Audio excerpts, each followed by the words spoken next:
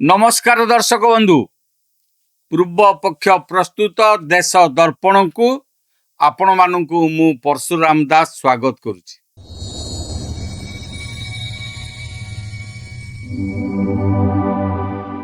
दर्शक बंधु भारतीय गणतंत्र एवं संसदीय इतिहास रे एमिति अनेक घटना घटी जहाँ समग्र देश को चकित कर किंतु आज आमे आपण को भारतीय संसदर से अभूतपूर्व एवं एकमात्र घटना विषय कहवाकू जाऊछु जहाँ ना तार पूर्वर केबे घटी थिला ना ता परठारु आज पर्यंत केबे देखिबाकू मिलिछि। एपरिकी पृथ्वीर कौनसी गणतांत्रिक देश रे मध्य एभली घटनार द्वितीय उदाहरण नहीं। तारीख थिला 20 डिसेम्बर 1978 मसीहा।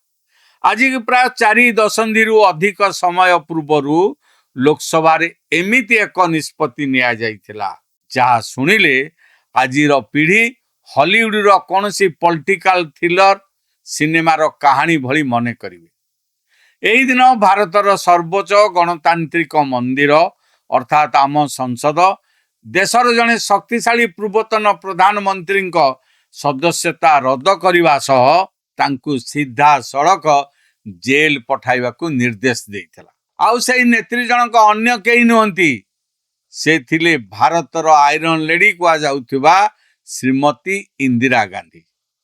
आजिर ई वीडियो रे आमे सेही संपूर्ण घटना पछर कहानी, राजनैतिक प्रतिशोध एवं संसदर सेही सर्वोच्च क्षमतार सत्यता आपनक सामना को आनिबो। वीडियोटी को शेष पर्यंत निश्चय देखंतु कारण यह आपनकू भारतीय संविधान और संसदर प्रकृत शक्ति विषय अवगत कराइबो। आपण माने देखुतांतु देश दर्पण। मोर आपण मान को अनुरोध आम चैनल को लाइक करंतु, सब्सक्राइब करंतु और बंधु मान सहित अधिक रु अधिक शेयर करंतु। दर्शक बंधु एई संपूर्ण विवाद को बुझीबा पाई आमकू टिके पछकू फेरिबा को हेबो अर्थात 1977 मसीहा को देश रे जरूरीकालीन परिस्थिति हटिबा परे 1977 मसीहा रे साधारण निर्वाचन अनुष्ठित होइथिला। कांग्रेस एवं इंदिरा गांधी पाई एही निर्वाचन एक बड़ धक्का थिला। इंदिरा गांधी निजे निजर पारंपरिक आसन राय बरेली निर्वाचन हारी जाइथिले। केंद्र रे प्रथम थर पाई अण कांग्रेस सरकार गठन हैला एवं जनता पार्टी क्षमता को आसिला। मोरारजी देसाई देशर प्रधानमंत्री हेले किंतु इंदिरा गांधी अधिक समय पर्यंत संसद रु दूरे रहिबाकू चाहुनथिले। से सुजोग अपेक्षा थिले। या परे कर्णाटकर चिकमागालुर लोकसभा आसन रे एक उपनिर्वाचन हैला। इंदिरा गांधी सेठारु प्रार्थी हेले एवं एक बड़ व्यवधान रे विजयी होई पुणी थरे सांसद भावे लोकसभा को फेरिले। किंतु संसद रे पहुंचीबा परे तांको पाई एमिति एक जाल प्रस्तुत होई सारी थिला जहा विषय रे बोध हुए से कल्पना सुधा करि नथिले। एबे आसंतु जानिमा प्रकृत रे सेही समय रे एमिति कोन होइतिला जेउथि पाई संसद एते कड़ा अभिमुख्य ग्रहण कला।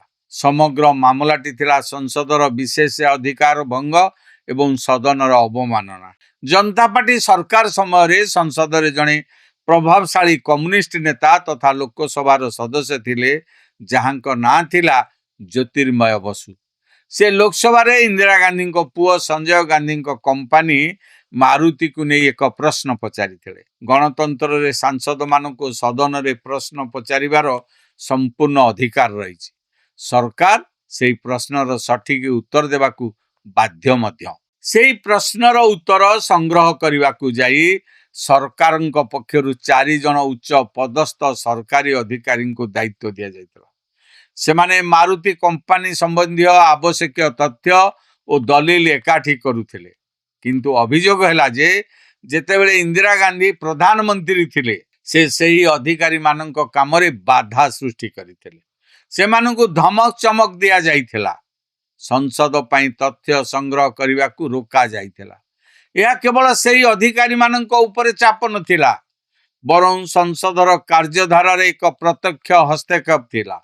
यह ही विशेष अधिकार हनन बोली धरागला। ଏହି ଅଭିଯୋଗ ତଦନ୍ତ କରିବା ପାଇଁ ଲୋକସଭା ପକ୍ଷରୁ ଏକ ସ୍ୱତନ୍ତ୍ର ବିଶେଷ ଅଧିକାର କମିଟି ଗଠନ କରାଗଲା। ଏହି କମିଟିର ଅଧ୍ୟକ୍ଷ ଥିଲେ ପ୍ରସିଦ୍ଧ ପ୍ରଜା ସୋସିଆଲିଷ୍ଟ ପାର୍ଟିର ନେତା ସମର ଗୁହା।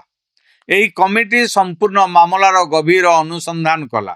ସଦନରେ ଏକ 107 ପୃଷ୍ଠାର ସୁଦୀର୍ଘ ରିପୋର୍ଟ ଉପସ୍ଥାପନ କଲା।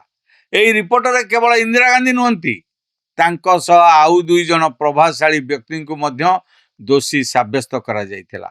ସେମାନେ ଥିଲେ ସେ ସମୟର ଆଇବିର ନିର୍ଦ୍ଦେଶକ ଡି ସେନ ଏବଂ ଇନ୍ଦିରା ଗାନ୍ଧୀଙ୍କ ଅତ୍ୟନ୍ତ ବିଶ୍ୱସ୍ତ ତଥା ତତ୍କାଳୀନ ପ୍ରଧାନମନ୍ତ୍ରୀଙ୍କ ସହାୟକ ଆର୍.କେ. ଧୱନ।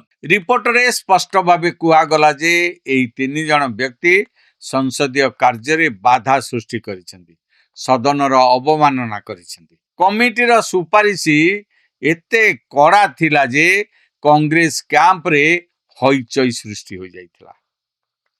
ରିପୋର୍ଟ ଆସିବା ପରେ ଜନତା ପାର୍ଟି ସରକାର ଲୋକସଭାରେ ଏକ ପ୍ରସ୍ତାବ ଆଣିଲେ। ଏହି ପ୍ରସ୍ତାବରେ କୁହାଗଲା ଇନ୍ଦିରା ଗାନ୍ଧୀଙ୍କୁ ଏଥିପାଇଁ ଦଣ୍ଡ ମିଳିବା ଉଚିତ। କଂଗ୍ରେସ ପାର୍ଟି ଭାବୁଥିଲା ଯେ ବୋଧହୁଏ ଇନ୍ଦିରା ଗାନ୍ଧୀଙ୍କୁ କେବଳ ଏକ ଚେତାବନୀ କିମ୍ବା ସାମାନ୍ୟ ନିନ୍ଦା ପ୍ରସ୍ତୁତ କରି ଛାଡ଼ି ଦିଆଯିବ। କିନ୍ତୁ ଶାସକ ଦଳ ଜରୁରୀକାଳୀନ ପରିସ୍ଥିତିର ସେହି ଦିନଗୁଡ଼ିକୁ ଭୁଲି ନଥିଲା। ଏହି ପ୍ରସ୍ତାବ ଉପରେ ସଂସଦରେ ସାଧାରଣ ଆଲୋଚନା ହୋଇନଥିଲା, ବରଂ ପ୍ରାୟ 15 ଘଣ୍ଟା ଧରି ଏକ ମାରାଥନ ବିତର୍କ ଚାଲିଥିଲା। ପକ୍ଷ ଏବଂ ବିପକ୍ଷ ମଧ୍ୟରେ ପ୍ରବଳ ଯୁକ୍ତି ତର୍କ ହେଲା।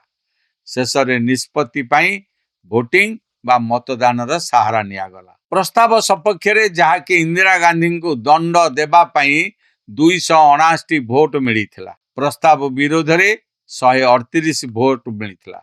ଭୋଟିଂରୁ ଦୂରେଇ ରହିଲେ 37 ସଦସ୍ୟ। ବହୁମତ ସ୍ପଷ୍ଟ ଥିଲା। ସଦନ ଏହି ପ୍ରସ୍ତାବକୁ ଗ୍ରହଣ ମଧ୍ୟ କଲା। ସେହି ସମୟର ଲୋକସଭା ବାଚସ୍ପତି ଏହି ଐତିହାସିକ ଏବଂ କଠୋର ନିଷ୍ପତ୍ତି ଶୁଣାଇଲେ। ନିଷ୍ପତ୍ତି ଅନୁଯାୟୀ ଇନ୍ଦିରା ଗାନ୍ଧୀଙ୍କ ଲୋକସଭା ସଦସ୍ୟତାକୁ ତତ୍କାଳ ପ୍ରଭାବରୁ ରଦ୍ଦ କରି ଦିଆଗଲା। ସଦନ ଶେଷ ହେବା ପର୍ଯ୍ୟନ୍ତ ତାଙ୍କୁ ତିହାର ଜେଲ୍ ପଠାଇବାକୁ ନିର୍ଦ୍ଦେଶ ଦିଆଗଲା। ତାଙ୍କ ସହ ଡି ସେନ ଓ ଆର୍.କେ. ଧୱନଙ୍କୁ ମଧ୍ୟ ଜେଲ୍ ଯିବାକୁ ପଡ଼ିଥିଲା। ଏହା ଥିଲା ଭାରତୀୟ ଗଣତନ୍ତ୍ରର ସବୁଠାରୁ ଆଶ୍ଚର୍ଯ୍ୟଜନକ ଦୃଶ୍ୟ।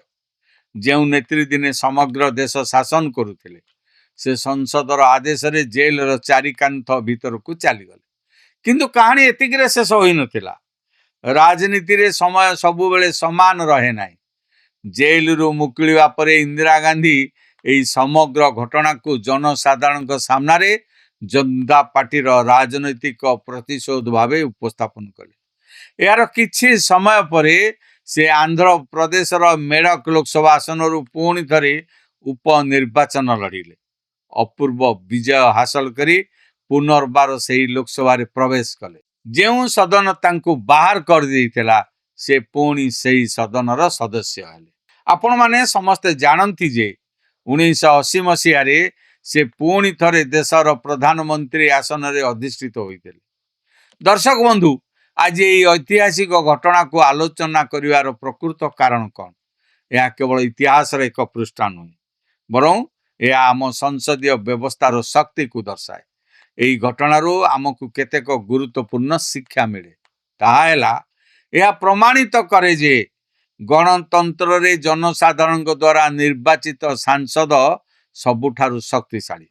ଯଦି ସାଂସଦ ନିଜର ସାମ୍ବିଧାନିକ କ୍ଷମତାର ସଠିକ ପ୍ରୟୋଗ କରେ, ତେବେ ଦେଶର ସର୍ବୋଚ୍ଚ ପଦବୀରେ ବସିଥିବା ବ୍ୟକ୍ତି ମଧ୍ୟ ଆଇନର ଊର୍ଦ୍ଧ୍ୱରେ ନୁହନ୍ତି।